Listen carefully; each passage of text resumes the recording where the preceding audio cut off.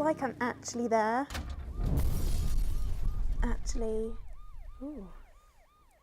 Oh, I can feel the little moss on the trees and everything. This is actually the coolest thing. Mike, this is really cool. Mike? Hi guys, it's Lizzie from the Academy team, and now that Mike has disappeared off somewhere and I've got the studio all to myself, I am hoping you've noticed my little table of tech right here. So today we're going to take kind of a two-part look at some cool new gadgets. The first one we've got here are the Samsung Gear VR goggles and a compatible device to actually play through them, so we can take a look at those. And then, because we are who we are, we've got the Gear 360 as well that we're going to take a look at. We're actually going to take this one into the centre of Bristol and see what we can capture.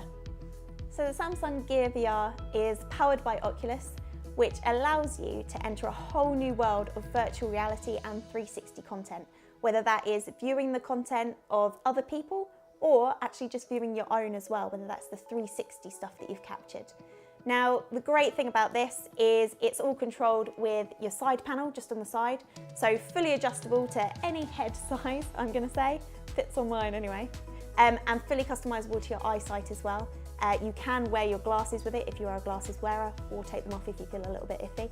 Now, the other great thing with this is the optional Gear VR controller that does come with certain models of this, but it's fantastic. So rather than touching the side of the panel just by your face, you can control everything with this joystick remote, which is actually really intuitive and really good to use. I was playing around with it earlier and I was having a ball actually, I was having a blast.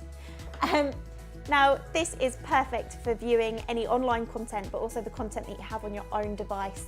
The Gear VRs work with Samsung products, so compatible Samsungs, but it's absolutely fantastic and immersive. We had a play around earlier on, and I wish I could show you or demo this to you, but unfortunately it's something you need to put on your face to see. So we're going to concentrate more today on the Gear 360 camera. We're now in the centre of Bristol, down in Castle Park, and we have managed to find a little break in the weather, so hopefully that cloud doesn't come any closer, but it is a little bit windy, so you'll have to bear with my hair as it's doing some weird stuff. But a little bit about this camera then. So as it's 360, we do have dual cameras. We've got a front camera and a back camera. Separately, they are 8 megapixels each with an f2.2 lens, so a nice bright lens for all of your scenic captures, as it were. When combined, so when you are shooting in 360, you get the equivalent of about 15 megapixels. So again, fantastic resolution to do whatever you like with these 360 images. It is 4K recording, which is very similar to most of the 360 cameras you have out there. So no matter what part of that 360 image you're looking at or viewing, it will be full HD. So again, great quality video.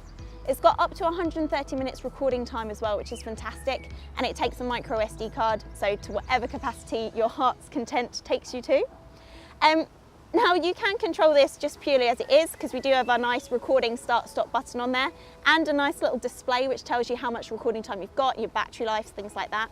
But it is also fully compatible with the Android or iOS app, depending on what device you're using to connect it to. It's the Gear 360 app, which is free to download. And once you're connected, it opens you up to all of those camera options, but also any viewing options you've got for it too. One of the cool things that I just noticed when I loaded the app up was it's live streaming. So you can stream live to your social networks with it, which could be quite cool if you're somewhere nice. But let me show you a little bit about the app. A couple of the really cool things that I want to show you on the app then.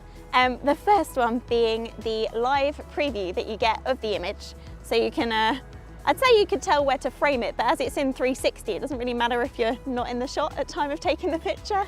But you also have the options to change your modes in there. So rather than clicking through the mode button on the back of the device, you've actually got your options for video recording, photo recording, HDR landscape, just to get those enhanced, I guess, details out of it, video looping, and your time-lapse options too, which for me I think is quite cool, especially in 360.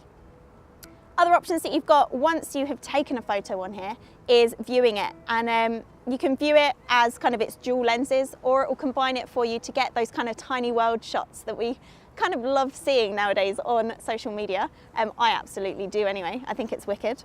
And you can save that to your device and then share it across your social networking sites or do whatever you like with it.